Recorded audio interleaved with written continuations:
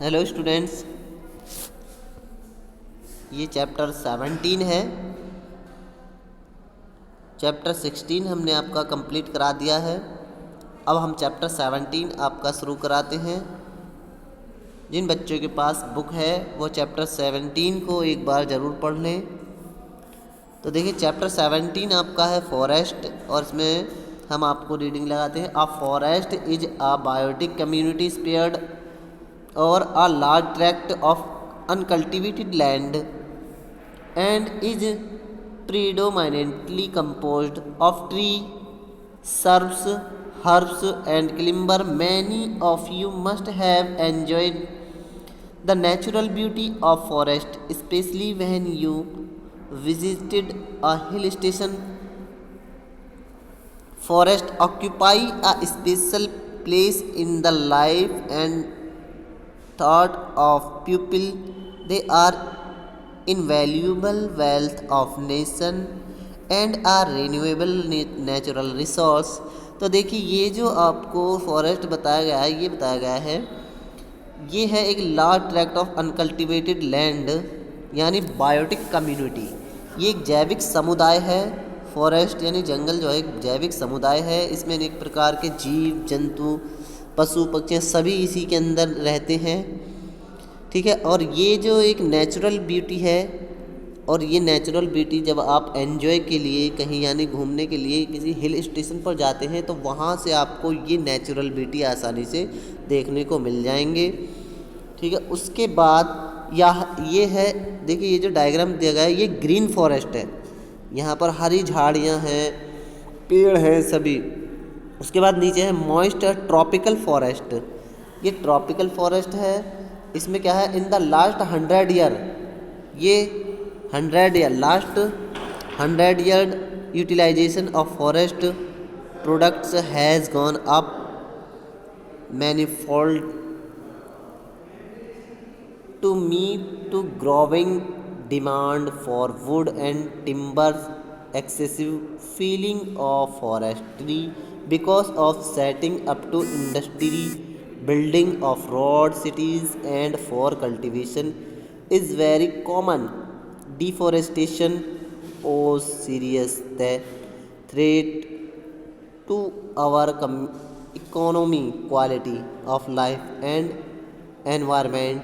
However, the State of Forest Report SFR State of Forest Report 2009 gives an encouraging picture. Our forest and tree cover stands at 23.84%, which is an increase of 4.75 over 10 years. We must continue our good work of spreading awareness and planting more trees to reach the goal of 33% forest cover as in the National Forest Policy. तो देखिए, ये जो आपको बताया गया है most tropical, इसमें क्या है, डिफॉरेस्टेशन, यानी डिफॉरेस्टेशन मीन्स जो जंगलों को काटते हैं, किसके लिए, मानव अपनी सुविधा के लिए डिफॉरेस्टेशन करता है। क्या, बिल्डिंग बनाता है, इंडस्ट्रियल में बिल्डिंग के लिए लकड़ी रोड बनाते हैं, सिटीज़ वहाँ से निकाल देते हैं, तो वहाँ से पेड़ों को काट दिया जाता है। तो उससे क्या होता है, उनकी जो एनवायरनमेंट है उस पर उसका इफ़ेक्ट पड़ता है, वहाँ के एनवायरनमेंट पर, वहाँ की क्वालिटी, वहाँ की इकोनॉमी, सब पर उसका एक इफ़ेक्ट पड़ता है। तो इसलिए ये क्या है, देखिए इंक्रीज यानी घट रहा है, कितना, ये घट रहा है आपका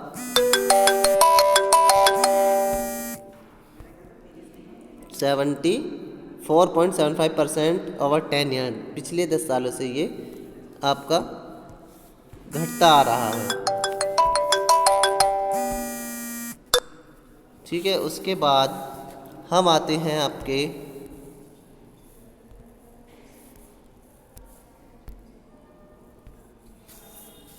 अब आते हैं type of forest type in India.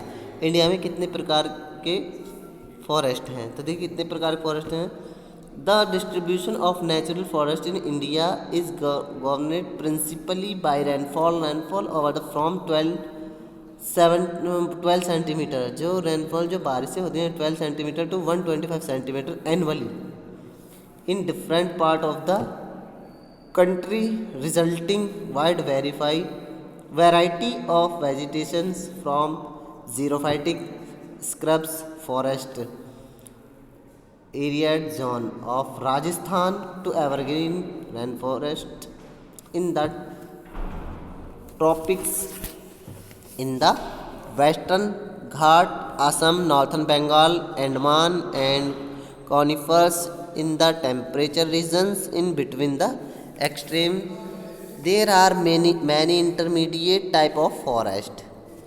ये इंडिया में टाइप ऑफ फॉरेस्ट कितने प्रकार के टाइप है देखिए, जीरोफाइटिक और एवरग्रीन रेन फॉरेस्ट। ठीक है, उसके बाद हम आते हैं कैनोपी।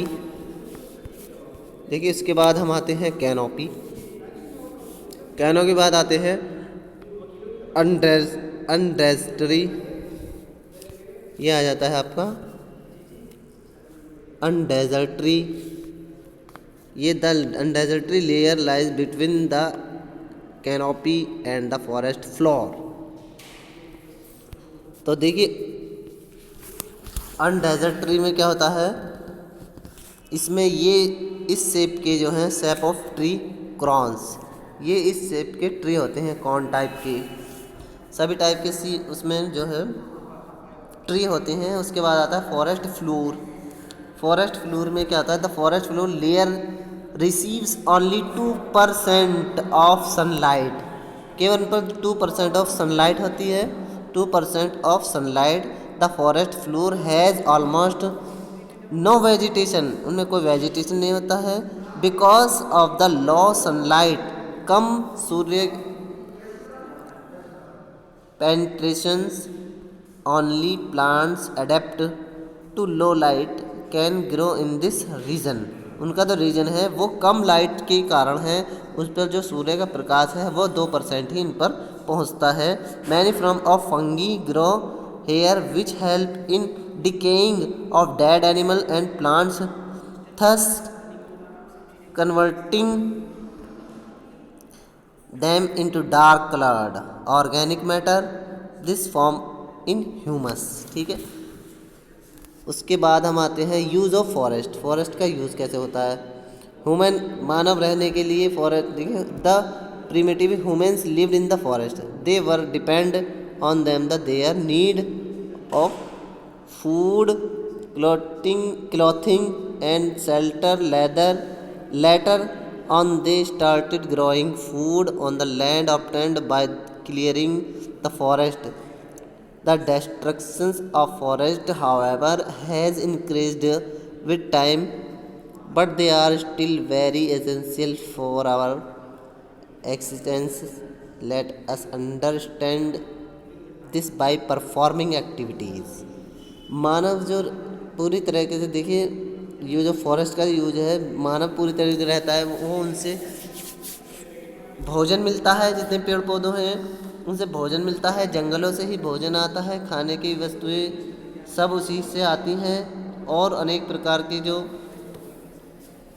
लकड़ियां हैं सभी मानव के लिए जंगलों से ही, फॉरेस्ट से ही आते हैं यूज़। उसकी एक्टिविटीज़ देखिए, इसकी एक्टिविटीज़ नीचे दी गई है। पेपर है, एक्टिविटीज़ में क्या है, जो ह्यूमन के लिए पेपर है, फर्नीचर है, ये किससे आते हैं, सोर्स क्या है इनका, ट्री है। ठीक है, उसके बाद हम आते हैं आपका रबड़ है, rubber eraser, species, fruit, firewood, plywood, match sticks, ये सभी जो है ये सभी हमें किससे मिलते हैं, फॉरेस्ट से। ठीक है, उसके बाद हम आते हैं source of food. All living organism depend and on plant directly और इनडायरेक्टली और फॉर फूड। ये सभी क्या है, ये सोर्स के फूड हैं, डायरेक्टली हो या इनडायरेक्टली हो। Provide many useful product, they provide S timber, firewood, fuel, लकड़ी जलाने के लिए ईंधन भी वहीं से होता है, फाइबर, क्लॉथिंग, कप और पेपर, रबड़, ये सभी जो है हमारे फॉरेस्ट से ही आते हैं। उसके बाद कंट्रोल फ्लूड्स, ये बाढ़ आने से रोकते हैं। प्रोवाइड शेल्टर एंड प्रोटेक्शन, ये अच्छे जानवरों की यानी जो पशु पक्षी उसमें रहते हैं उनकी सुरक्षा करते हैं।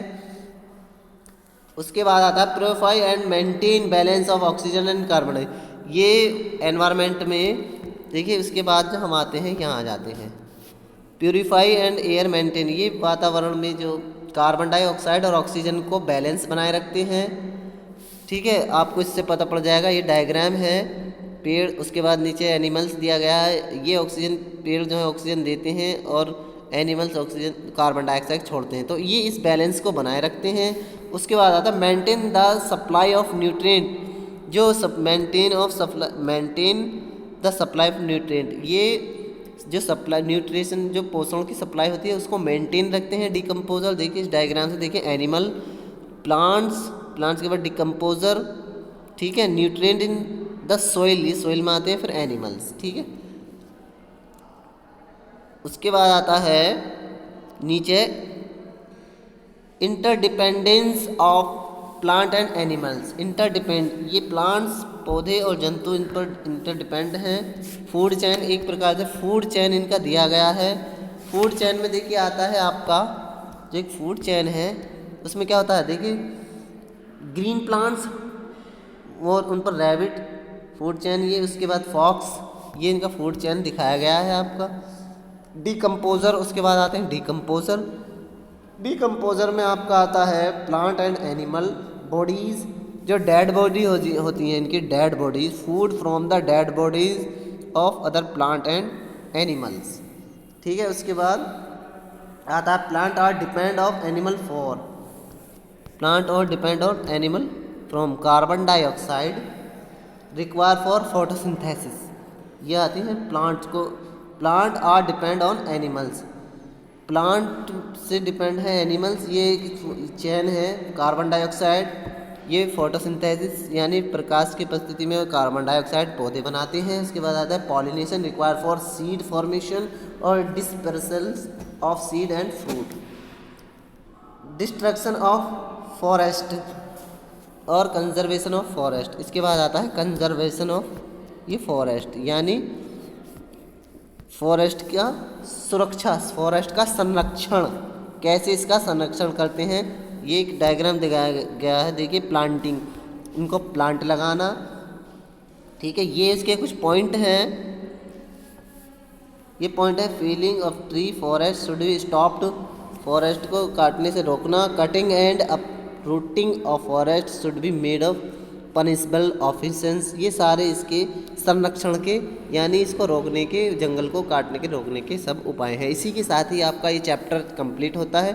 इससे नेक्स्ट वीडियो में हम इसकी एक्सरसाइज आपको करा देंगे।